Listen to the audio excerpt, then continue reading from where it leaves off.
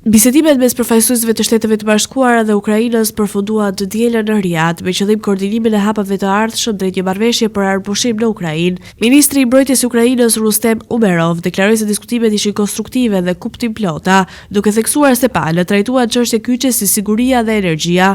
Ai shtoi se qëllimi kryesor i Ukrainës mbetet sigurimi i një paqeje të drejtë dhe të qëndrueshme për vendin dhe gjithë Europën. Pas përfundimit të bisedimeve, ekipi amerikan pritet të zhvillojë një takim të veçantë me zyrtarët rusë, por pa ndonjë pritshmëri për ndonjë përparim të madh. Sipas mediave ndërkombëtare, ndërsa delegacionet e Moskës dhe Kievit do të ndodhen në të njëjtin vend, nuk është planifikuar ndonjë takim drejt për drejt mes tyre.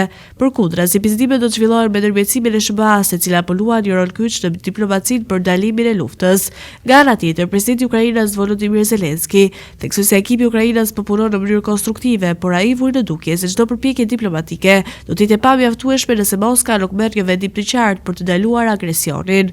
Kushdo që e nisi këtë luftë, duhet të ndalojë atë, tha Zelensky, duke kërkuar presion të vazhdueshëm ndërkombëtar ndaj Rusisë. Zyrtarët amerikanë mbeten optimistë për vazhdimin e negociatave, ndërsa i dërguari amerikan Steve Witkoff deklaroi se pritet zhvillime të rëndësishme në ditët në vijim.